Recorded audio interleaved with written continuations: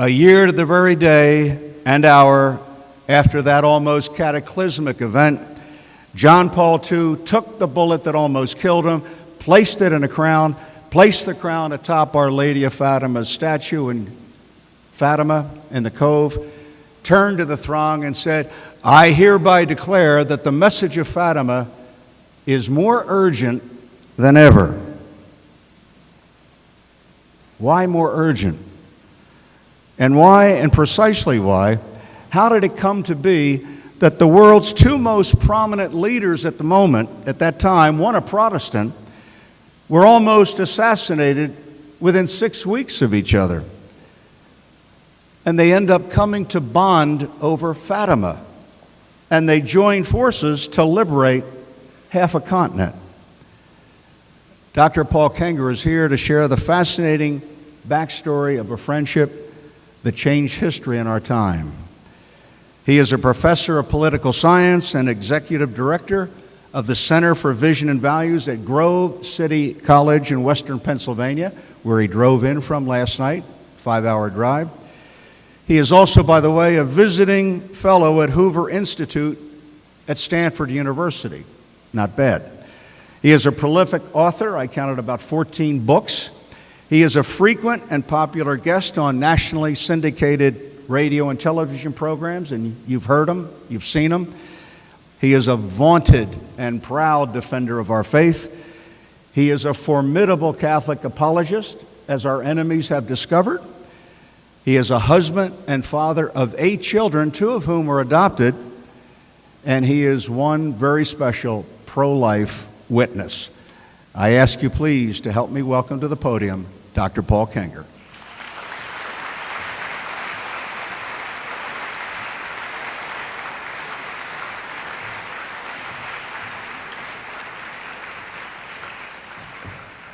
Thank you, Brian.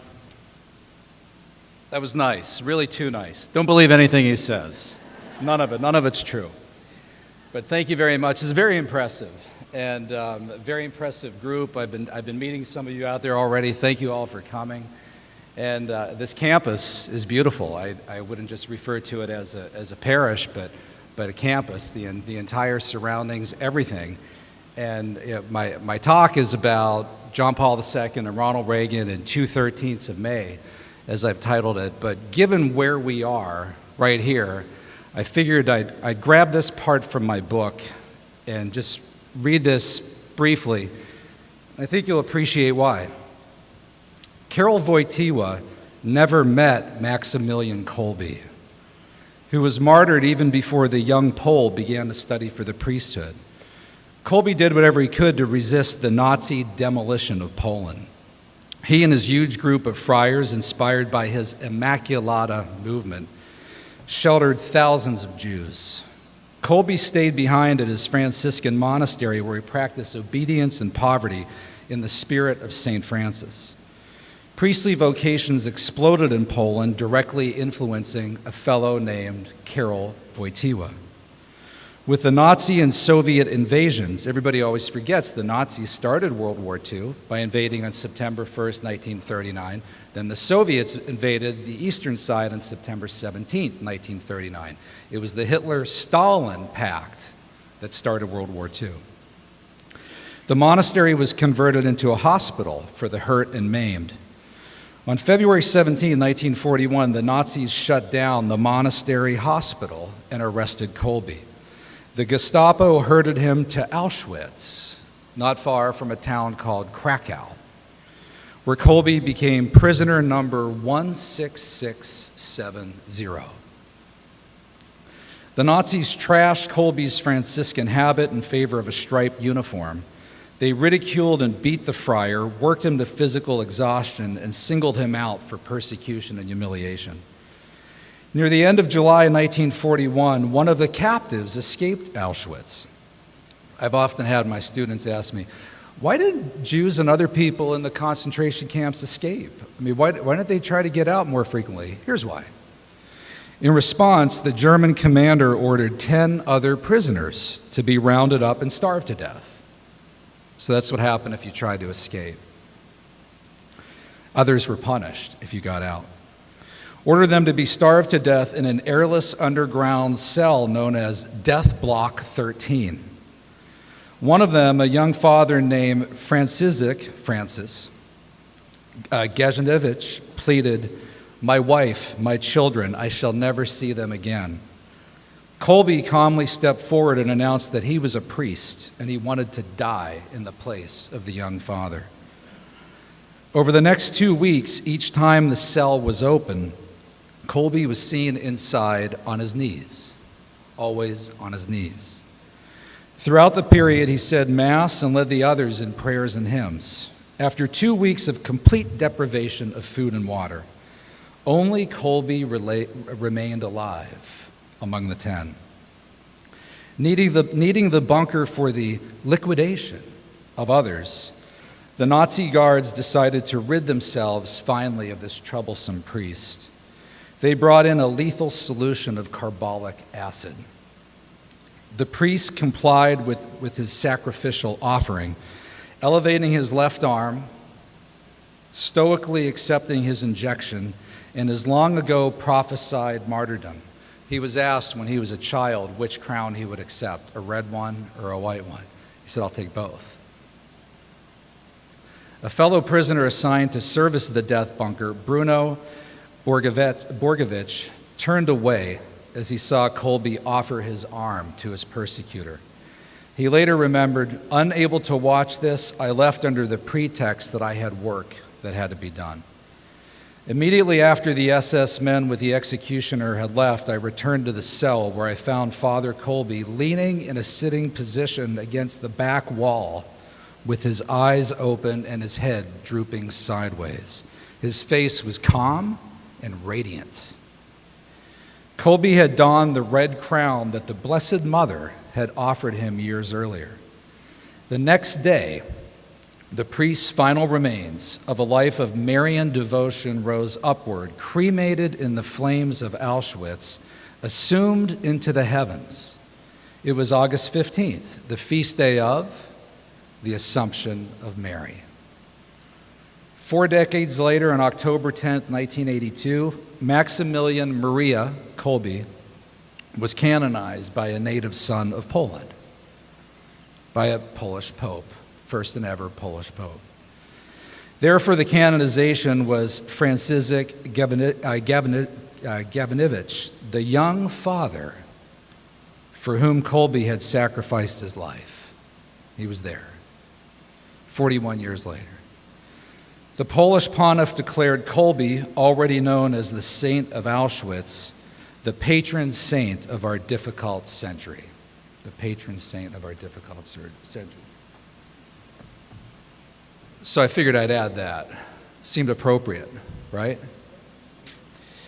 Okay, so the title of my talk is 2/13 of May, Fatima and John Paul II, and also Ronald Reagan, who figured into this. And I mean, normally you might not expect to hear about Ronald Reagan at a Fatima conference, right? But you know, Brian invited different speakers to address different things, and this is obviously the focus of what I'm doing, what I've been doing, what I've been researching for a while, over a decade now. And where to start this story? In the book, it's over 600 pages, and so I go through Kolbe and World War I and World War II and May 13th, 1917, and so forth. But I thought I'd start this here today having not 6 hours to talk, but less than an hour. So I thought I'd start with this date, October 16th, 1978. So on that date, after a 6-decade-long war on religion, as Mikhail Gorbachev called it, what the Soviets had blown up churches, locked up priests, locked up nuns. They put nuns in special sections of the gulag with prostitutes and said, that is because you are whores to Christ, is what the Soviets said. Vladimir Lenin said, there is nothing more abominable than religion. Nothing more abominable than religion. Get this. He said, all worship of a divinity is a necrophilia. Necrophilia.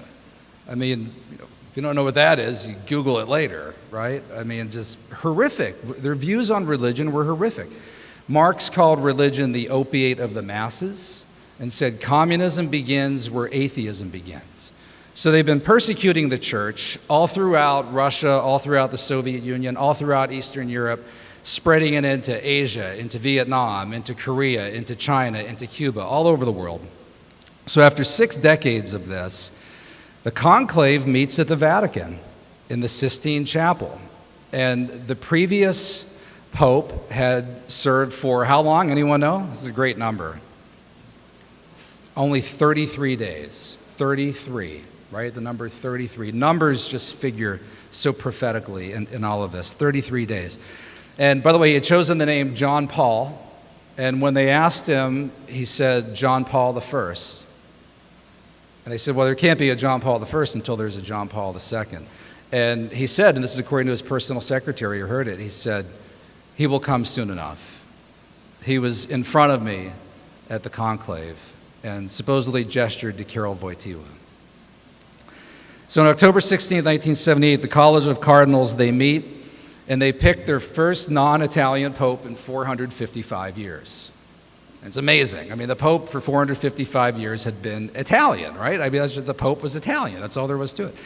So they get together, they pick the first Slavic Pope ever, and they pluck him right smack out of the middle of the communist bloc.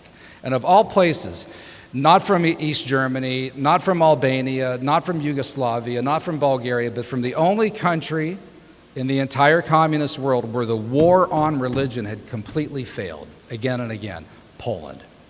Their first Polish pope. His name is Karol Wojtyła, Archbishop of Krakow, and he is the 264th heir to the chair of St. Peter. In response to this, the Soviets were shocked. The Kremlin couldn't believe it. The head of the KGB, a guy by the name of Yuri Andropov, whose name will come up again later in this story, he called the KGB chief resident in Warsaw, and he said to him, we now have a transcript of his exact words, how could you possibly allow the election of a citizen of a communist country as pope? He said to him. To which the KGB chief resident in Warsaw said, sir, I think you need to direct that question to officials in Rome rather than here in Warsaw. But the Soviets were apoplectic. They couldn't believe it. As for Karol Wojtyła's response, he turned to his close aide, Stanislav Živić, who is still with us today. He's now Cardinal Stanislav Živić. And he said the Italian phrase, li posino, which basically means, what the? You know, what did they do? What have they done here? Do they know what they've done? A Polish pope, right? In the middle of a Cold War? Do they know what they've done here? And yeah, they did. Or the Holy Spirit, at least, knew what was going on. He gave his first homily 6 days later, October 22nd, 1978, his first Sunday homily.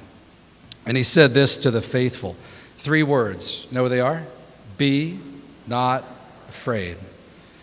Open the doors to Christ, open them wide. Open the borders of states, open the borders of economic and political systems, open the vast domains of culture. I mean, that's the last thing that Moscow wanted to hear him say. That is what they feared the most, that he would focus on that above all in his first homily. So they're very afraid, very afraid. He announces that his choice for his first foreign visit is going to be to Poland, to his Polish homeland, Poland. And no pope at that point had ever visited anywhere in the communist bloc, anywhere in the communist world. And one of the stories I love so much about John Paul II is there's courage, there's leadership here, right? And I appreciate this with him and also with Ronald Reagan. There's so many people along the line who said, no, you shouldn't say that. You shouldn't do that. You shouldn't call them an evil empire. Don't say tear down that wall. It's going to upset people, right? I don't really know if you should go to Poland. The Soviets aren't going to like that. He says, no, I'm going to Poland. It's my homeland, I'm going to Poland. Leonid Brezhnev, who was the head of the Soviet regime at the time, immediately telephoned the communist leader in Poland. And he told them, this is the exact line, tell the Pope, he's a wise man, tell the Pope that he must publicly announce that he cannot come because he's taken ill. Because he's taken ill. To which the leader, Garrick, said, I can't say that. I mean, my country is Polish. It's Catholic. The Pope is Polish. He's Catholic. I mean, how can I tell him that he can't come? So presumably this I'm sick excuse, right, which he was going to say, I don't know, in January, and he'd still be sick in June, and then that would go on for like 26, 27 years, right? So great excuse there. He said, no, I'm coming, and he went for 9 days, June 2nd to 11th, 1979. And there, massive crowds, hundreds of thousands, a mass of 2 to 3 million people. I mean, imagine 2 to 3 million people lining up for communion, right? I mean, this is a big crowd here, right? You know, Father, maybe a couple hundred people for communion, but imagine 2 to 3 million. Lech Walesa, who was the leader of the Polish Solidarity movement, said, quote, he comes to Poland, and the 20 who followed me were suddenly 10 million. It was a greater multiplication than the loaves and the fishes, he said. Massive numbers of people followed him. For his opening homily, he chose Victory Square in Warsaw. Isn't that beautiful? Right? Victory Square. So he's doing everything that the communists didn't want him to do, right? Of all things. I mean, for symbolic importance, I'm going to speak in Victory Square. That's bad enough. What's he going to say there? He said this: Christ cannot be kept out of the history of man in any part of the globe. The exclusion of Christ from the history of man is an act against man. And he's directing that right at the Soviet Communist Empire.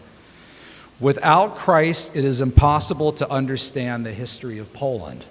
And then he added this: there can be no just Europe without the independence of Poland marked on its map.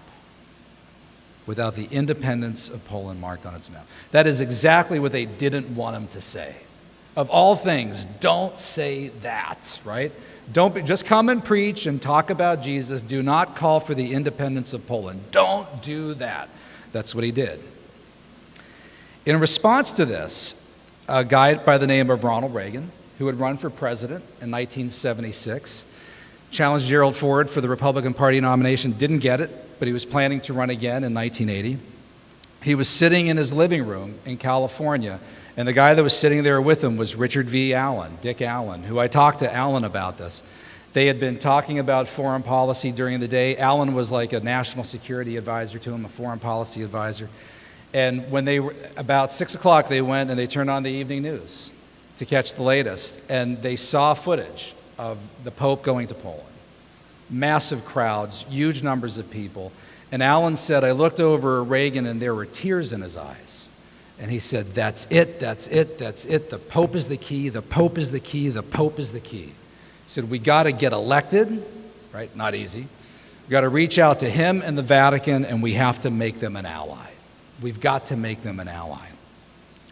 Allen said, Reagan said then and there that the Pope was the key figure in determining the fate of Poland, and he saw the Pope's visit as an extraordinary wedge into the very center of the communist domain.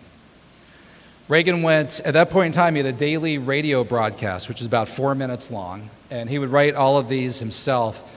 So he went straight into the radio studio, and he recorded a whole week of syndicated radio broadcasts just on the Pope's trip to Poland.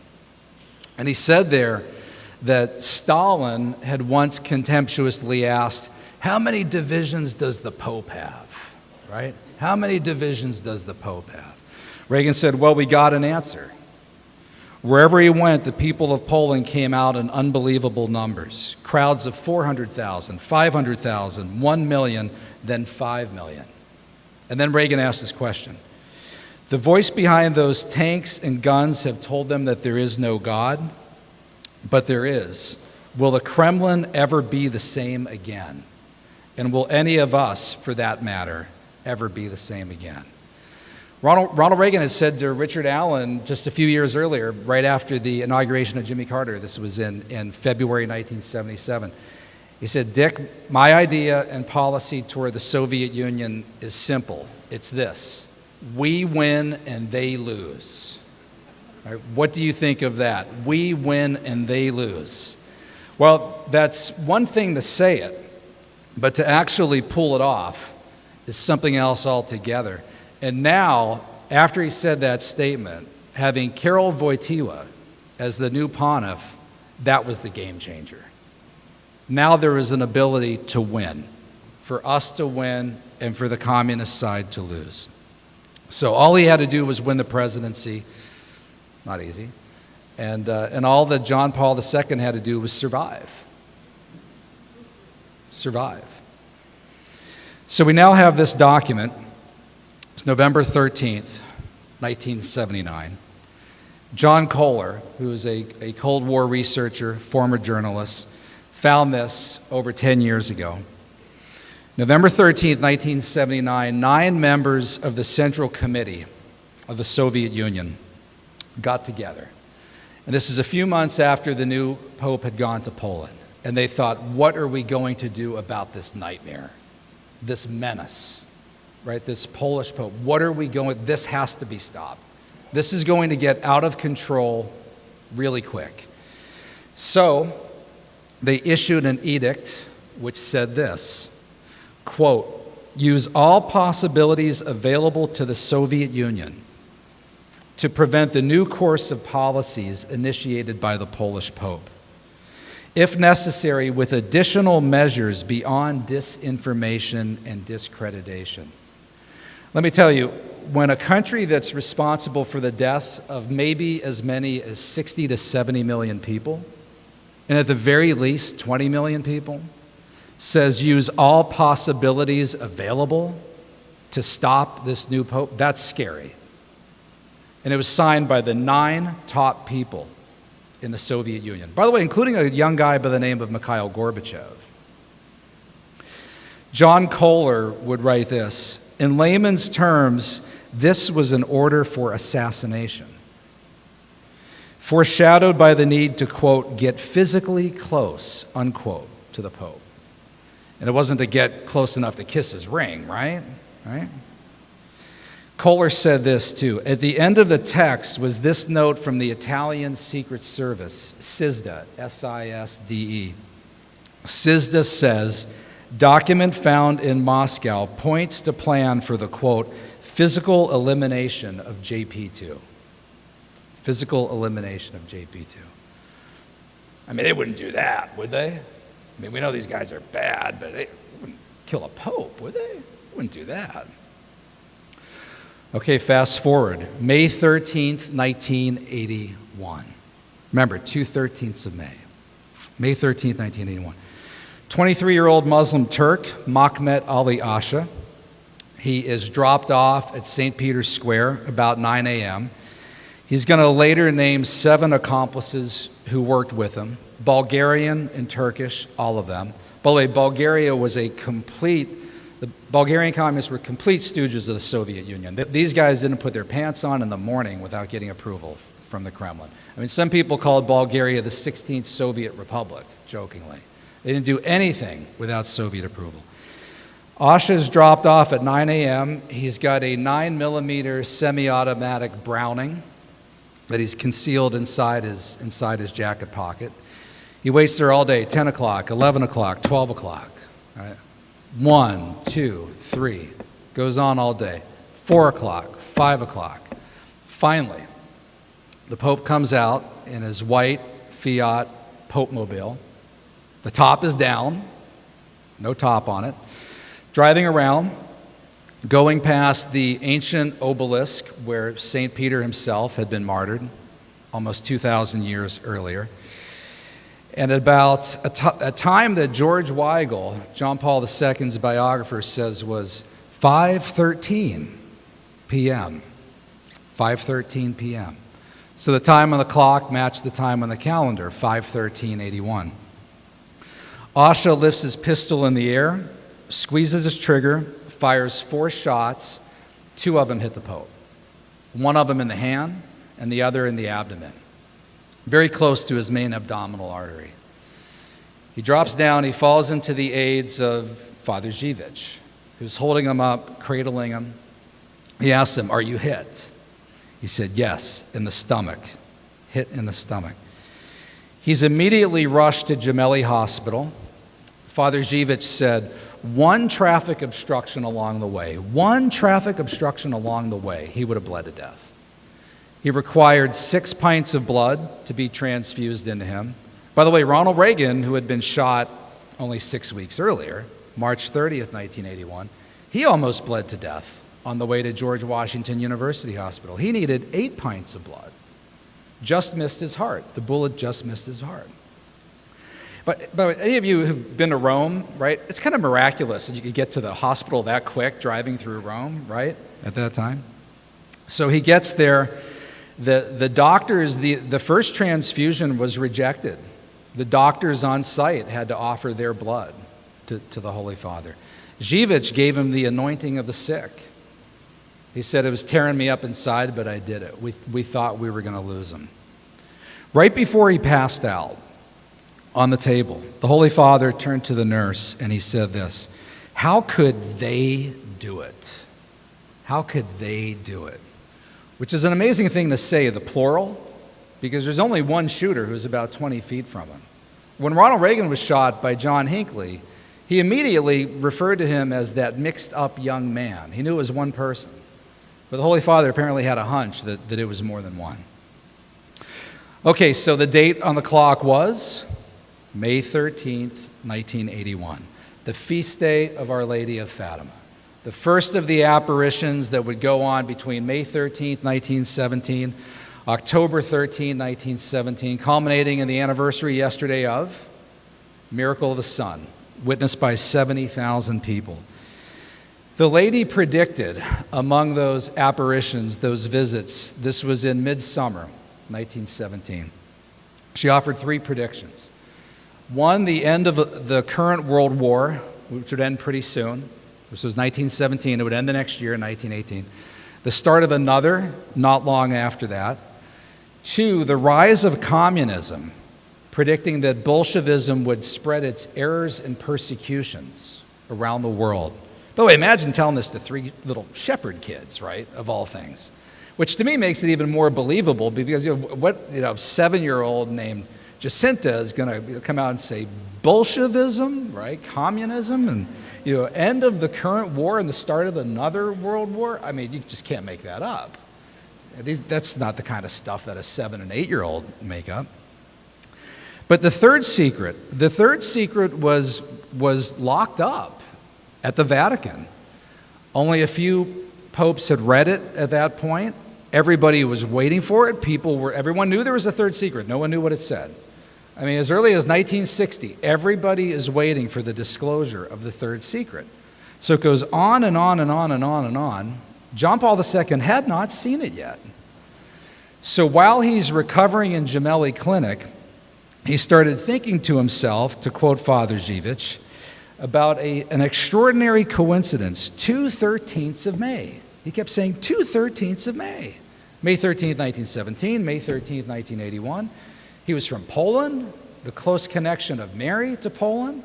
He was the Marian Pope. What was his papal motto? Anyone know the Latin? 2 words? Totus tuus, which means totally yours, Mary, right?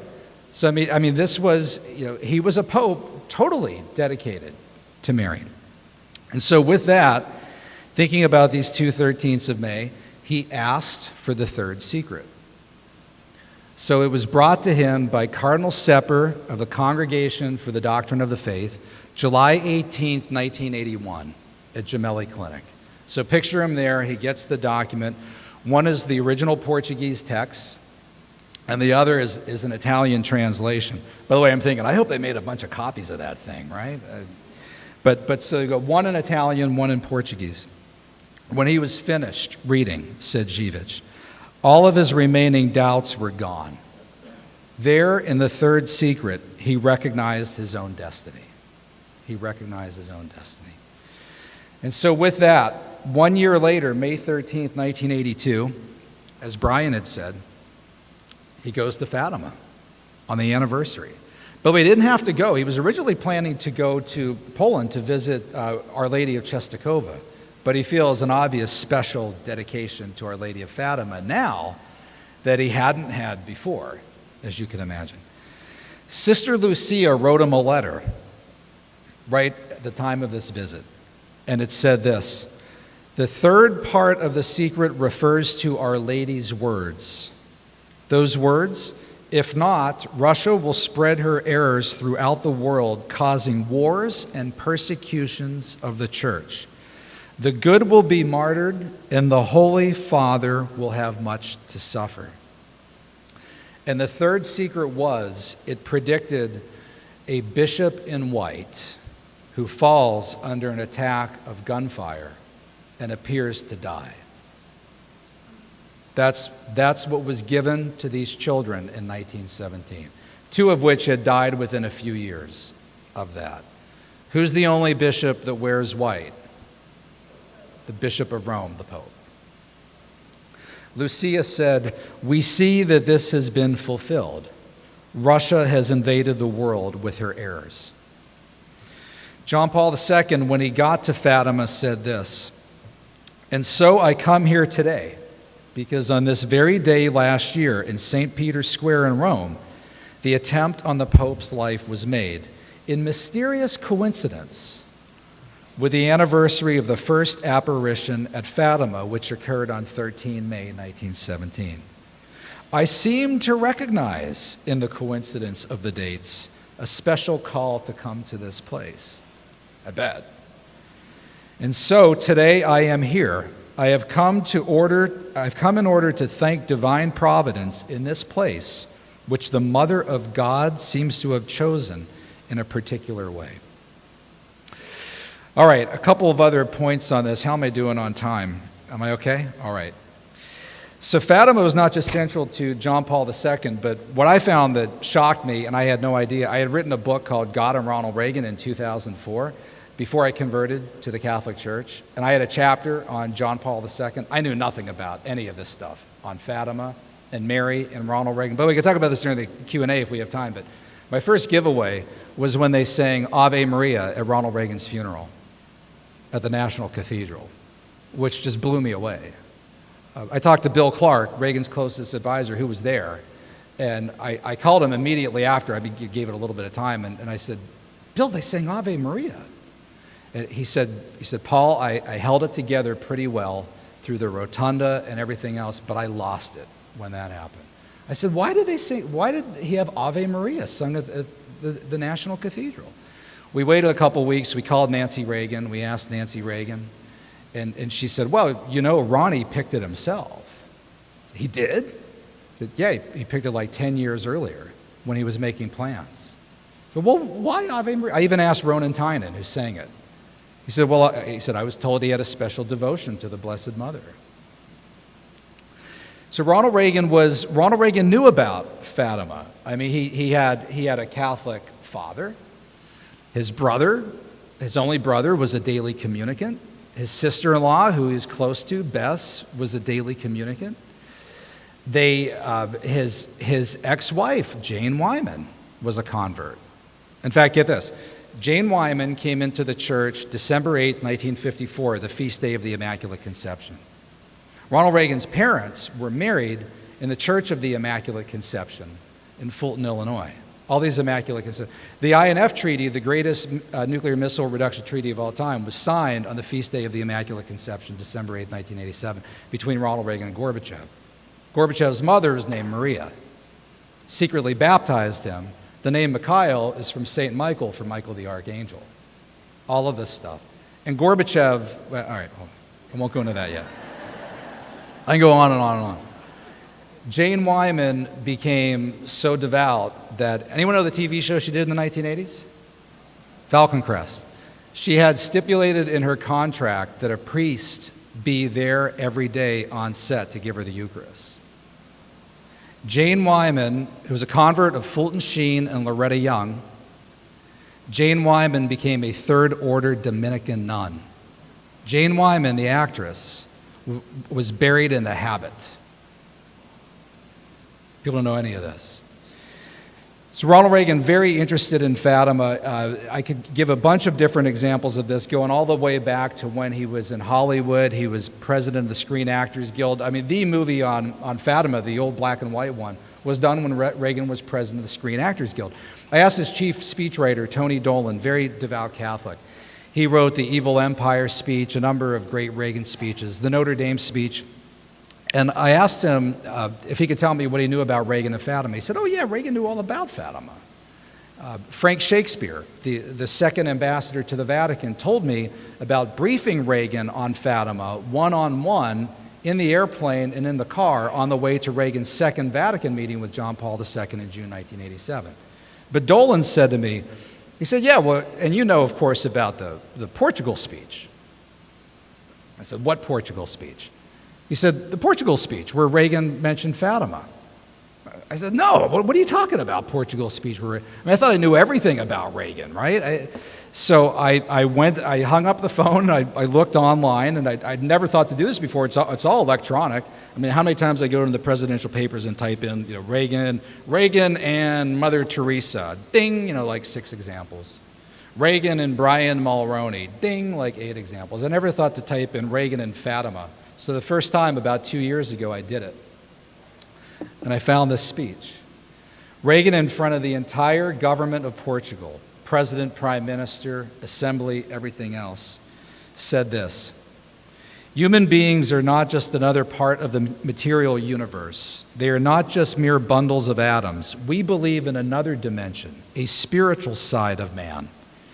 And no one has done more to remind the world of the truth of human dignity than the special man who came to Portugal a few years ago after a terrible attempt on his life.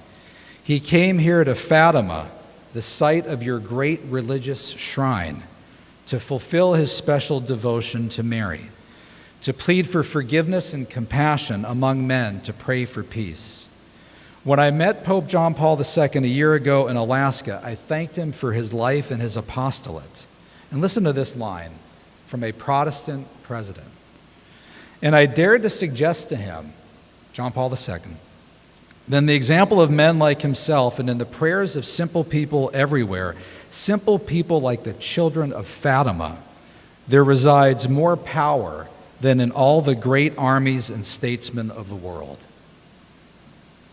Pretty amazing statement. More power in the prayers of the children of Fatima than in all the great armies and statesmen of the world. I'll start to wrap up, but when Ronald Reagan got back from Portugal, and this is one of the things that I chased in the course of doing this book, he had a meeting with Bill Casey, his Irish Catholic CIA director, who handed him a report and told him that his CIA had concluded that the Soviets were behind the shooting of John Paul II. It was organized by the GRU, military intelligence. The guy who gave it the go-ahead at the KGB was a guy by the name of Yuri Andropov. By the way, I should note, at the time, who was working at the KGB at the time? Who's very prominent now in Russia? Vladimir Putin. But there's no way he would have known about this. This was way too tight, and it was way too low level. But I guarantee you today, he knows what happened. I mean, he's been the #1 guy in Russia, too. This guy truly, literally knows where the bodies are buried. Okay, he knows today. He knows today what happened. So Ronald Reagan learned about it from Casey, and then Casey briefed John Paul II on it. John Paul II's reaction was, I know. That's what I figured. I mean, he might have figured it when he told the nurse, how could they do it? But I think he figured it out July 18th, 1981, when he read The Third Secret. He didn't need the CIA to tell him, right? He had a lady from Fatima who told him. And I was told that he requested that our government not release the report, that we keep it secret. He didn't want World War III to start over this. Relations were improving with Mikhail Gorbachev. He didn't want to derail any of that, and he figured what's done is done. And here we are today, and that report is still classified. It still has not been released. I'm not sure why. I've been trying to push I'm trying to push our government to push the Russians to release it. I think that what has happened, I've had a couple people since this book have come out have told me, they said, no, it's not our government and the Russians. One source told me, he said, I think it's the Vatican. They still don't want this to be released. Because for them, what's done is done. It's over. People suspect the Russians anyway, and that's it. All right, finishing up. John Paul II went to Fatima once more, May 2000, where he beatified Jacinta and Francisco. And when Mass ended that day, the Vatican Secretary of State, Cardinal Angelo Sedano, who, in the presence of the Holy Father, read from a text that John Paul II had pre-approved. And he said this: "On this solemn occasion of his visit to Fatima, His Holiness has directed me to make an announcement to you." Everybody's a little interested in this, right? "As you know, the purpose of his visit has been to beatify the two little shepherds. Nevertheless, he also wishes his pilgrimage to be a renewed gesture of gratitude to Our Lady for her protection during these years of his papacy. This protection also seems to be linked to the so-called third part of the Secret of Fatima. That text contains a prophetic vision, and it was there that they released the third secret, or began the process of releasing the third secret. It would be fully released in a brilliant theological commentary released at the Vatican by the then head of the Congregation for the Doctrine of the Faith, a guy by the name of Cardinal Joseph Ratzinger, who would be Pope Benedict XVI. That is a brilliant, read the theological commentary. It's great. All right, so to wrap up, I know I've gone on too long. Sorry about that, Brian. Fatima lessons for today, just a few. But one, obviously, so these two men, Ronald Reagan and John Paul II, they came together, they won the Cold War. They defeated atheistic communism without the world going up in nuclear Armageddon, mushroom clouds, atomic mushroom clouds, all over the United States and Eastern and Western Europe. They fulfilled the Fatima warning, and they stopped the Bolshevik errors and persecutions. It was defeated. So that particular battle of the 20th century is over. It was won, right? That battle is over. And yet, the communism that she warned about remains really dangerous. Look at North Korea. I got news for you. If mushroom clouds do start exploding in the next few years, it's going to be because of communist North Korea. I mean, that's what we're most worried about. Cuba as well. And it's a crime, too, that some of the most religious countries are the ones that the communists took over. Russia, Russian Orthodox Church, very devout country, took that over. Cuba, of all places, probably the most Catholic country in the entire Western Hemisphere, took that over. North Korea, the capital of North Korea, Pyongyang, used to be called the Jerusalem of the East. To this day, the country with the second largest number of Christian missionaries behind the United States is South Korea. North Korea was a very religious country. China, one-child policy. 20% of the world's women are Chinese. 56% of the world's female suicides are Chinese. The greatest killer of all time is Mao Zedong, the communist who killed over 70 million people. Fatima's broader call message for conversion and repentance goes on. And two more quick ones. Cardinal Caffarra, speaking about his letter from Lucia. Cardinal Caffarra just died a few weeks ago. He became the first head of the John Paul II Institute on the Family. And Lucia wrote him a letter in the early 1980s. And he said this: in that letter, we find written, these are Lucia's words, she was still getting visits till the end of her life. The final battle between the Lord and the kingdom of Satan will be about marriage and the family. Unquote. Don't be afraid, Lucia added, because whoever works for the sanctity of marriage and the family will always be fought and opposed in every way, because this is the decisive issue. So the messages to Lucia continue on. And then finally, the last one. I think there's a message in here for the Islamic world as well. Fulton Sheen was writing about this 50 years ago. Andrew Apostoli has written about it as well. Fatima, of all things, It was the only village in all of Portugal named for the favorite daughter of Muhammad. The two most revered women in Islam are Fatima and Mary. Mary is the only woman mentioned in the Quran. She has a full surah, book in the Quran, named for her. And she's actually mentioned more times in the Quran than Jesus is mentioned in the Quran. And I talked to Muslims about this. If you ever want to look for common ground with a Muslim, just mention Mary, right? They love Mary. They really respect Mary. And I think Pope Francis sees that as well. I really do.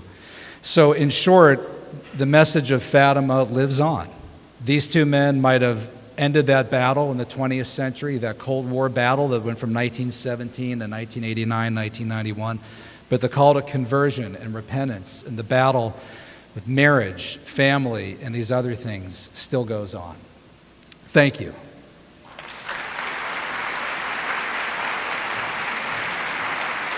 Appreciate it.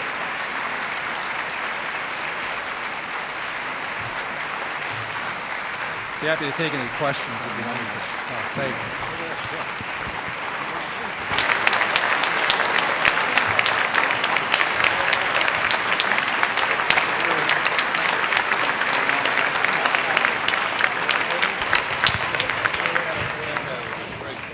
Not bad, is he?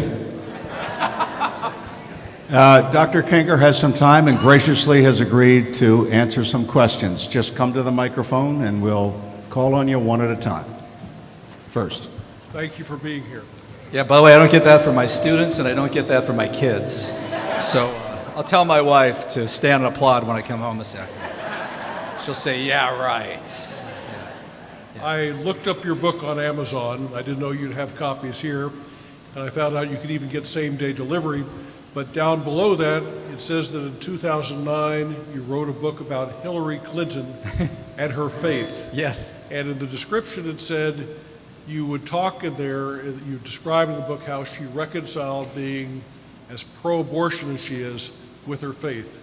Yeah. Would you share that with us? Sure. Yeah, I spent a lot of time. Well, the way that came about was I did a book called God and Ronald Reagan, and then the publisher at the time, the president was George W. Bush. They said, could you do one on George W. Bush? And so I wrote God and George W. Bush.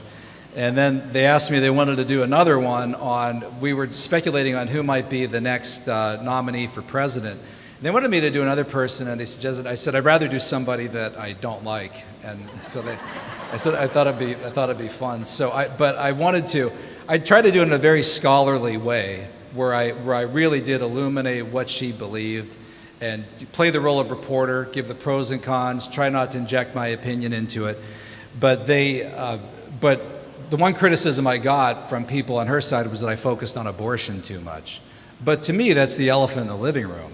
And I mean, I don't see how you can't talk about it. And really, I mean, in a way, if she wasn't so strident on that issue, she probably, if she had been pro-life, she probably could have plucked off a bunch of pro-life voters this year, of all things.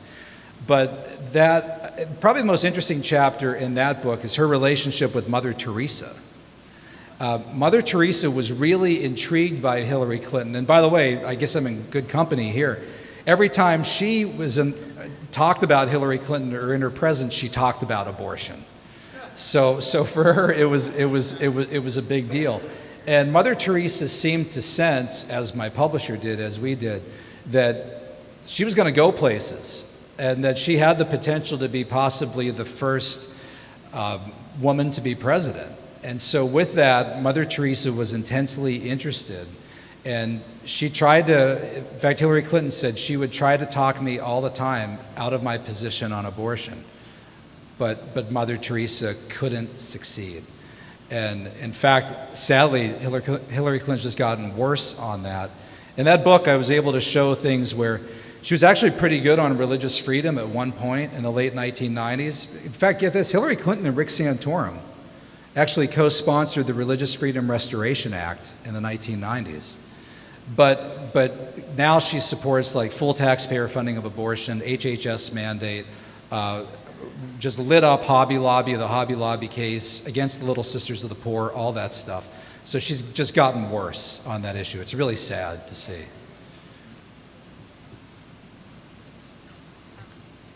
I have read your book, so I hope you'll sign it for me. Thank you. Sure. You actually got through that thing? Yeah, I actually bought it a while ago. My daughter ordered it for me because she knew how much I love Pope John Paul II and Ronald Reagan and all he's done for this country. And I did read your first one.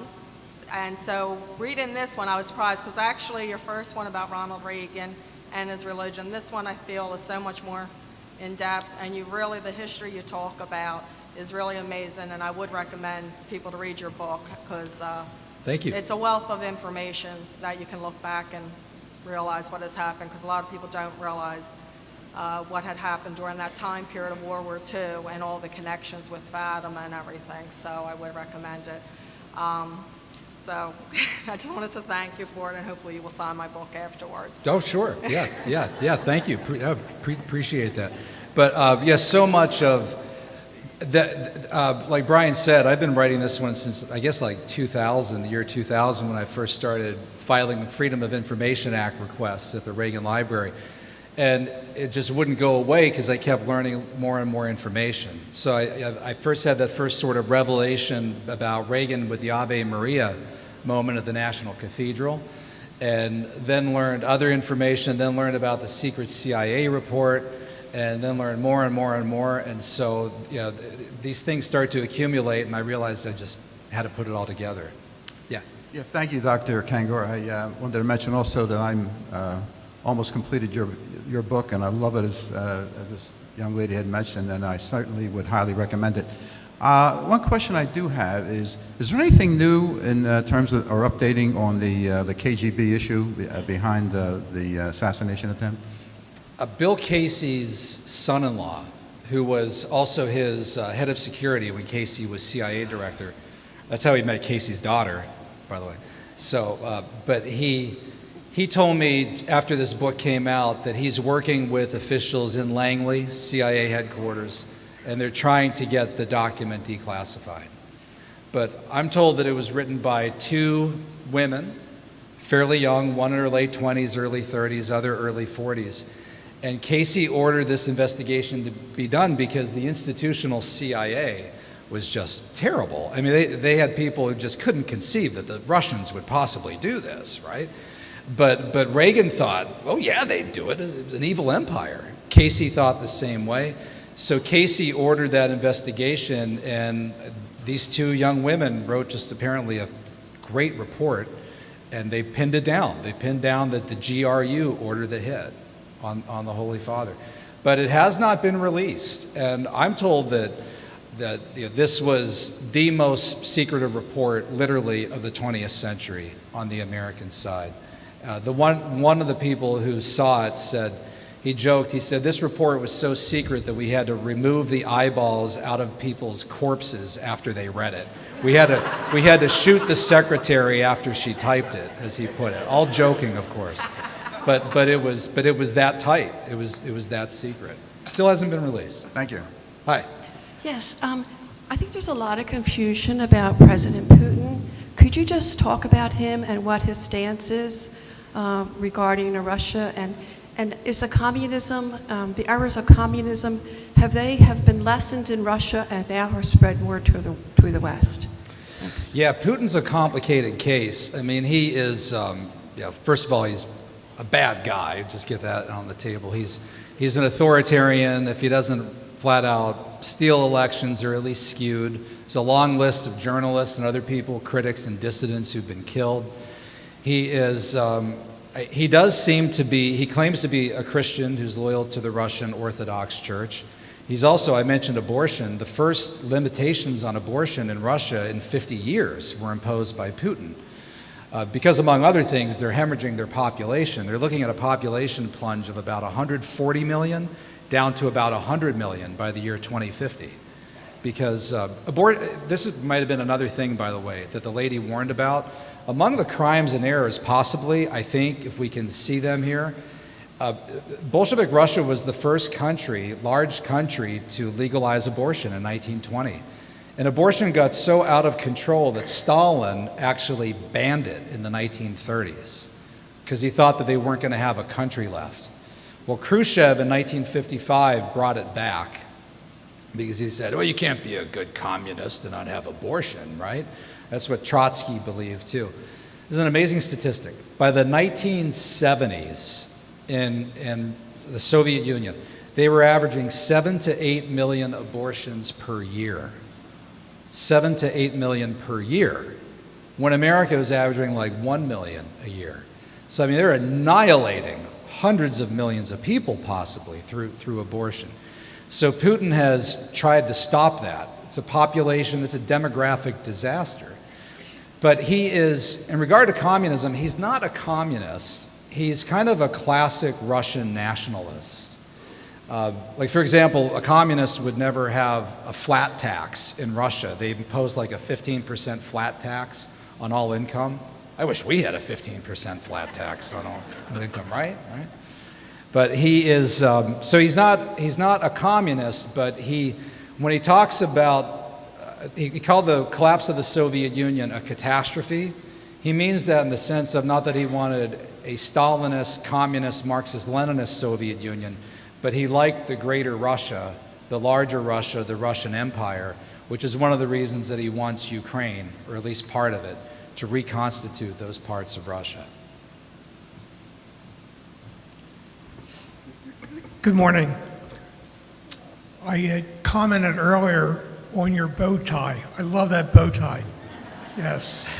Doctor, can you tell me, recently for some reason I looked at YouTube on the Auschwitz genocide and the background behind that. On the which genocide? The Auschwitz. Oh, Auschwitz. The curiosity I have is mass genocide. Why doesn't the Catholic Church try to convince the African American community that abortion is genocide in a masquerade? That community has not figured it out. And in the words of our president during the campaign, he said to that community, what do you have to lose? I do pray for that wisdom because it's tragic and that community has not figured it out. Yeah, Thank you. it's been, abortion has far and away disproportionately affected the black community more than anything else. And, Margaret Sanger, she talked about race improvement, which there's debate as to exactly how she meant race, whether it was human race or in a racial way related to ethnic minorities. But she was part of a Negro project. There's, in fact, I have all of this in a book outside, Takedown. I should have brought it in. I could read no, I can't get it now. I can't run out enough. All right, sorry.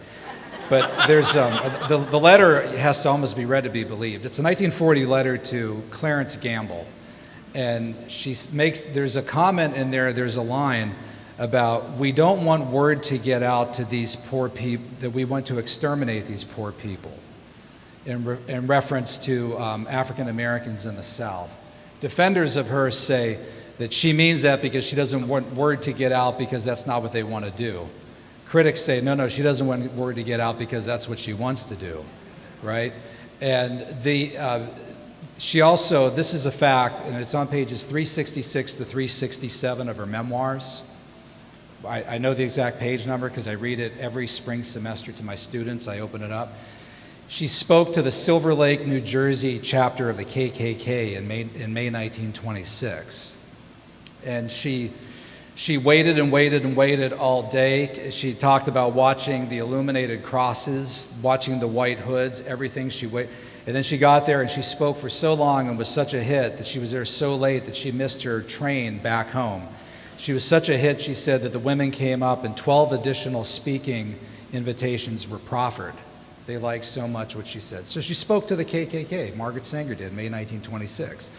And I mean, you name anybody that represents a conservative organization who'd be an icon to conservatives who did something like that, they'd be done for good. I mean, if the head of the NRA ever spoke to the KKK, the founder of the NRA ever spoke to the KKK, it'd be done forever, right? But she did that, and her Planned Parenthood clinics are also disproportionately in African American neighborhoods as well. There's a group of black pastors that are trying to get Margaret Sanger's bust removed from the Smithsonian. They've been trying to do this for a few years now. So, African American community is really upset about this. They feel that, she's a progressive icon because of her founding Planned Parenthood and her support of abortion. They give out Planned Parenthood's #1 award every year is its Sanger Award.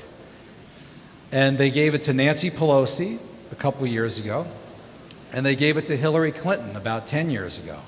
And when Hillary Clinton accepted it, she said, "I am in awe of Margaret Sanger. Thank you." And no editorial from the New York Times saying, "Well, she was part of the Negro Project and she spoke to the KKK in May 1926. Here's what she said in her memoir." Nah, nothing like that. If they could chisel out a Mount Rushmore, they'd have her face on it. So the hypocrisy is just terrible. One more? Okay. First, I want to say thanks. I read recently that the Pontifical Council on the Family of John Paul II is being restructured. Can you tell us something about that? Yeah. I don't totally know what to make out of that. But that was Cardinal Cafara's group, the man whose letter I just read. And it's being restructured. They haven't changed the name. That's good. And, they changed the name, but they didn't take John Paul II out of it. They tweaked the name. I'm not as pessimistic about it as people think, because when I read Pope Francis on issues of family, marriage, gender, abortion, life, he's rock solid on that stuff. He's really, really good on those things. I know a lot of Catholics who have concerns about him and other issues, but when it comes to marriage and the family, and one of my Protestant friends that I teach with said this to me. He said, I got to hand it to you Catholics. What you're debating about with your Pope and the dubia cardinals and so forth is like this issue of divorced and remarried receiving the Eucharist. He said, but at least your debate over marriage is like in here, right? Ours is like, all over them. So at least it's a very, very focused debate. But overall, I think he's solid on these issues, so I'm not worried about him. I read a number of years ago about Nancy Reagan and Ronald Reagan taking the statue of Our Lady of Fatima behind the Iron Curtain. Come closer to the mic. Could you? Okay. That President Reagan and Nancy had a meeting behind the Iron Curtain, and they took along a statue of Our Lady of Fatima.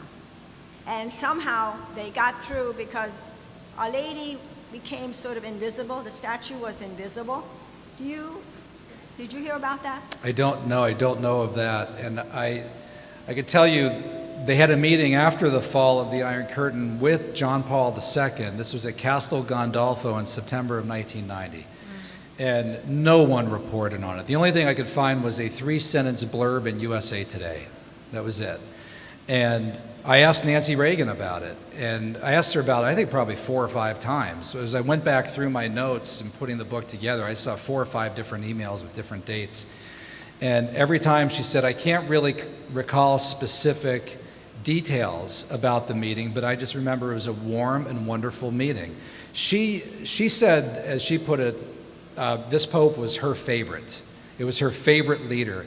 And her closest aide, Joanne Drake, who's Catholic, sent her daughter to Villanova, by the way.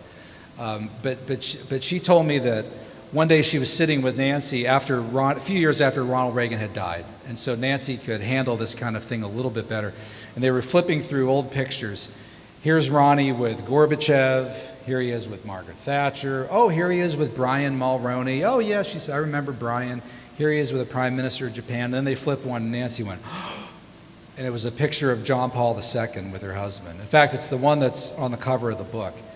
And she said, oh, my favorite. She said, he was my favorite.